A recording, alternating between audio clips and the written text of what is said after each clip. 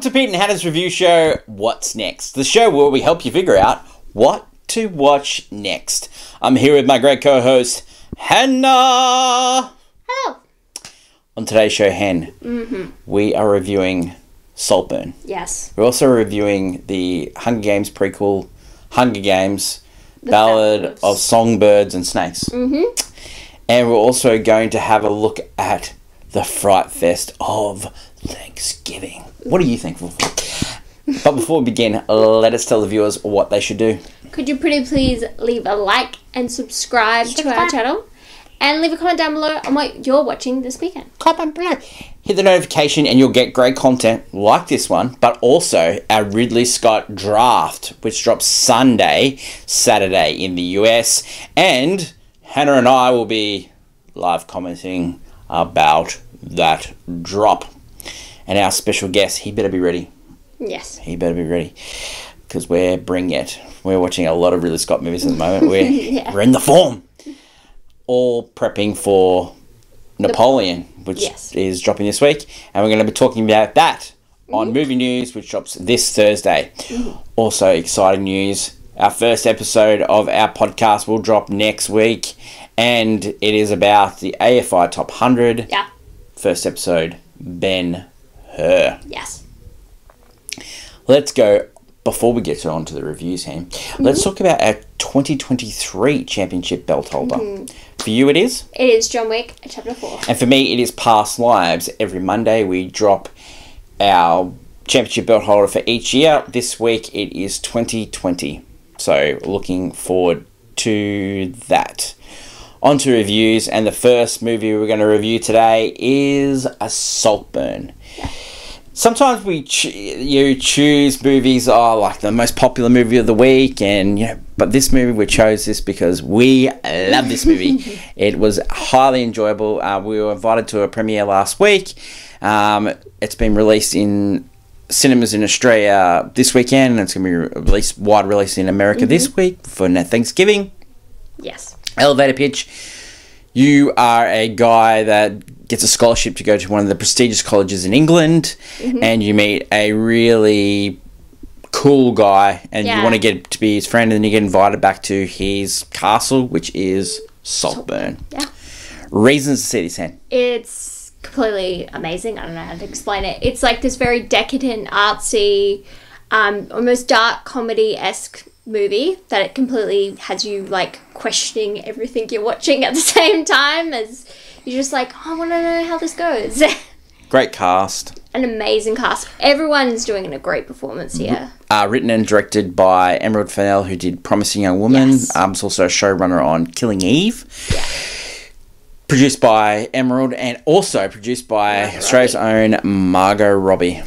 Very highly enjoyable. Highly enjoyable. Reasons not to see this, Hen? It's definitely not for everyone. It's a particular taste, a very like almost cult eccentric movie in the sense dark humor. It's dark humor, which not everyone has a fan loves. Like, it's not Some out there scenes. There are some very almost grotesque, horrifying moments that make you go ooh, but I don't know. It captured me. Two main actors in this, Barry Keogh and Jacob Elordi. Oh my god, how good are they? I mean, they're great. They're going to be around for years and years, and it's going to be highly enjoyable. I think they're watching their careers. They're just on the screen. It's just amazing. Rosamund Pike, Richard E. Grant. Yeah, he's good. He's very just funny. Some really good stuff for Saltburn. Yeah. Should you watch or miss this one in cinemas? Please give it a watch. Definitely. I think you should definitely give it a watch.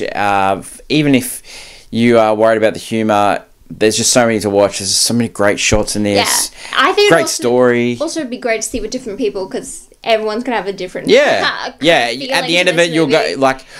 we went and saw it with a few people, and we were chatting for 45 minutes afterwards. It was highly... Yeah. It's a mixture probably of the talented Mr. Ripley and Single White Female. Single White Female, those who haven't seen it, a girl moves into a house with another girl, and then they start looking like each other. So, and talented Mr. Ripley, which is one of the best movies of Matt Damon's career. Yeah, he wants to become Jude Law. So that is some good times, and that is what Saltburn's all about. Rating for this movie, Hannah, I think it's a banger. It's a banger. Yeah, I was going to exactly say that. So. Saltburn is in cinemas now. The next movie we're going to review is Hunger Games, Ballad of Songbird and Snakes. We go back to the start where the first Hunger Games hasn't even happened yet, and President Snow is a little kid. And well, let's just give him the start of the movie. Yeah, well, yeah, he's a little kid and he loses his parents, and then we fast forward to the 10th Hunger Games and he's there as a mentor. Yeah. And he meets the songbird. Lucy Gray. Mm-hmm. Reasons to see this end. If you love that first Hunger Games movie, you're 100% gonna love this movie. Well, it is. Also, if you loved when Katniss sung the song. But you mean, so if you wish that, when Mockingjay she started singing, yeah, and it was a hit song, yeah, imagine if there was like almost a musical, twist to Hunger Games. Reasons not to see this, like, okay, for me, the best bit of this movie is Rachel Zegler. Now, she's not everyone's cup of tea, but I absolutely love her. I think she's fantastic. She throws an accent out here. She has no reason to, and I love it. Yeah. I love it. She sings that. I didn't think that in the trailer. She does. Was it? It's literally called The Ballad of Songbird. True, Hannah. Great call. Great call. You got me there. Touche. But this is... she's fantastic. I loved her in Shazam 2 earlier this year. Yeah, I also loved in West Side Story. Like, she has a Rachel Berry from Glee quality to her, where she's the star of the show. And she's over the top and she does not care. You're talking about real life, right? You're not talking about the movie? Bit of both? Yeah. So she's amazing. Yeah. I love her. I say everyone is just playing their parts really well. I think unfortunately I can't remember the actor's name, but who plays President Snow. Yeah. Young President Snow really captures, because I'll drop it on the comment. He really captures the audience attention, because you're like, oh yeah, okay, and then as the movie progresses, you're like, oh, this is the guy that will basically try to murder a bunch of children later on. So like, no, this guy's not great.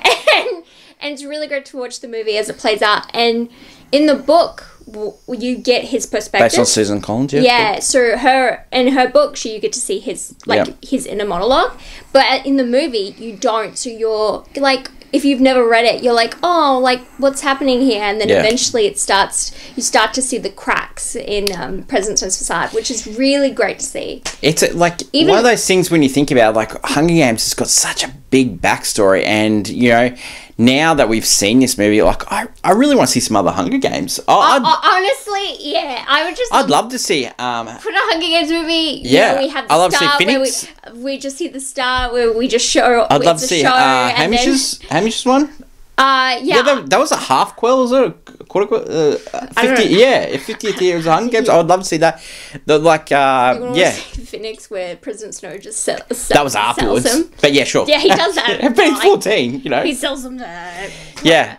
But no, it's just that great, just what Hunger Games is great, which was just like a show, watching children murder each other, and then the consequences of their actions. Kind of like just everything falling apart. It's just great to watch. Would you recommend this to people? 100%. If you love that first original Hunger Games, you are going to love this. So the director of this movie, Francis Lawrence, he directed the last couple of movies of the Hunger Games as well. Oh, well then, yeah. Yeah. I mean... So he didn't direct the first one. That was the same guy that directed Pleasantville and Seabiscuit. Oh, yeah. Oh, wow.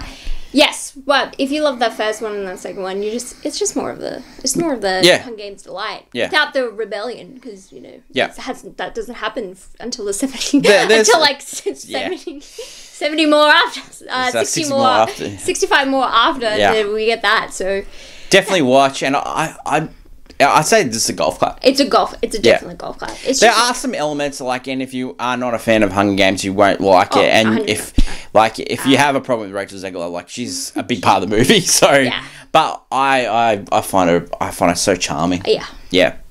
That is the Hunger Games prequel, Ballads of Songbirds and Snakes. Want to also give it Jason Schwartzman. Amazing. Love the Schwartzman. He will be the best. Yeah, Stanley Tucci's father. Yes, you'll be like, man. Yeah, he's the best part of this. It was Stanley Tucci's father, right? Like the. I think I think. Yeah, I think it's Stanley Tucci's father. I have no idea. Yeah, I think Stanley Tucci's a nepo baby.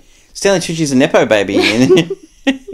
That is the Ballad of Songbirds and Snakes in cinemas all around the world. Now, the next movie I'm going to talk about, Hannah. What? Even saw this too. She never sees the slasher movies. Thanksgiving! Yeah, I did. And we had a great time in this one, starring Patrick Dempsey. People's Sexiest Man Alive. Addison Rae's also in this one as well. The elevator pitch. It starts off with a sheriff in a town just before the Black Friday sales, Thanksgiving. It goes absolutely haywire and people lose their lives, and we fast forward to a year later and then someone's going around and getting retribution for murders. Reason to see this in. It is actually a really well done slasher. This is like classic Scream-esque. Yeah. Like, you're like... It's using the Scream template. Someone, you have this really amazing set piece, which is the opening murders of this Black Friday sale that went crazy. Written by Eli Roth. And then you go into a hole, and then you go into... There's someone trying... the murders all connected in some weird way, and it all comes together, and it's just... Yeah. Patrick Dempsey's grey, throws out an accent. Throws an accent. We laughed the whole time. John Carver. We were just there for it. I really enjoyed it. Some clever ways of people dying at the hands of John Carver. I would also give bit gross. Addison Rae, like, you're like, well, she's not a talented actress. No, but. You know what's great about slasher movies? You don't actually have to act. It's about the facial expressions. It's about just being, oh my god! And she does an amazing, just like that classic. Reason to see this: if you're not a fan of the slasher genre, definitely not for you. This is pure slasher. It's humor. It's creative ways of people dying. It's far-fetched storylines. Big plot holes. So good. Yeah. Should you watch or miss Thanksgiving? It's a definite watch. It's a really fun time. Yeah. And you know what? Like slashers. I think it's a golf club too. I was going to give it a golf club too. It's a well-executed slasher, which, sometimes... What a great week of the movie. That is it for today's show. We've got an exciting week. Movie news drops this Thursday, along with Clickbait. And then Sunday, Australian time, we're dropping the Ridley Scott draft. Hannah and I will be live commenting as well. Then next week, our first episode of our AFI Top 100 podcast, Ben-Hur.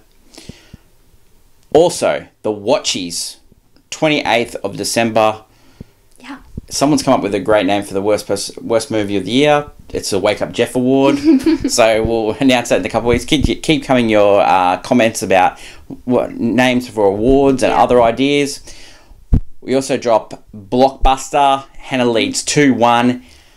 Can you guess the movie? The answer will be dropping in our post-credit scene. That drops every Monday. So heaps of content on the channel. And don't forget, we drop a review every day as well. Also recap what's next and movie news all on our social media feeds, which is flying across the bottoms of the screen right now.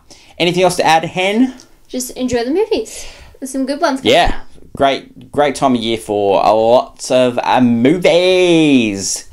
That's my lovely co-host, Hannah. I'm Peter. Until later in the week when we drop movie news, it's bye for now. Bye.